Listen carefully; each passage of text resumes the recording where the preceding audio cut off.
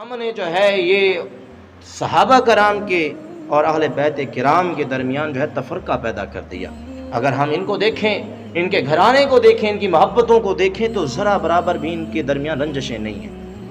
دو لوگ آئے جھگڑا کرتے ہوئے، یمن سے آئے تھے، تو دو لوگ آئے جھگڑا کرتے ہوئے آئے اور کہا کہ اے عمر بن خطاب، آپ ایسا کریں، ہم دونوں کے درمیان کیا کر دیں؟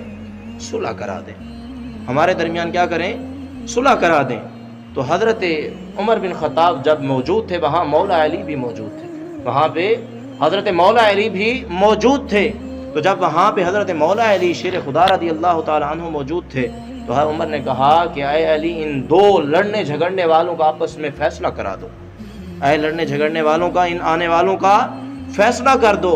تو جب یہ کہا تو آگے سے ان دونوں میں سے ایک کہنے لگا کہ اے عمر، ہم تیرے پاس آئے تھے، تجھے فیصلے کے لیے کہا تھا، علی کے پاس نہیں آئے تھے۔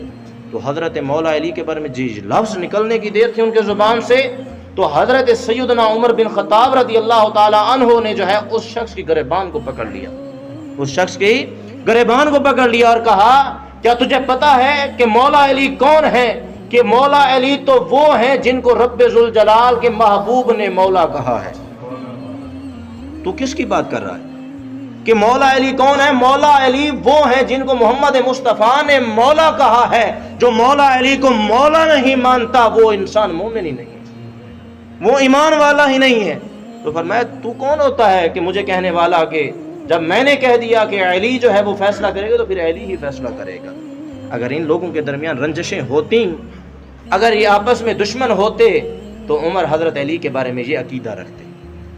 عمر کا بھی کیا عقیدہ ہے؟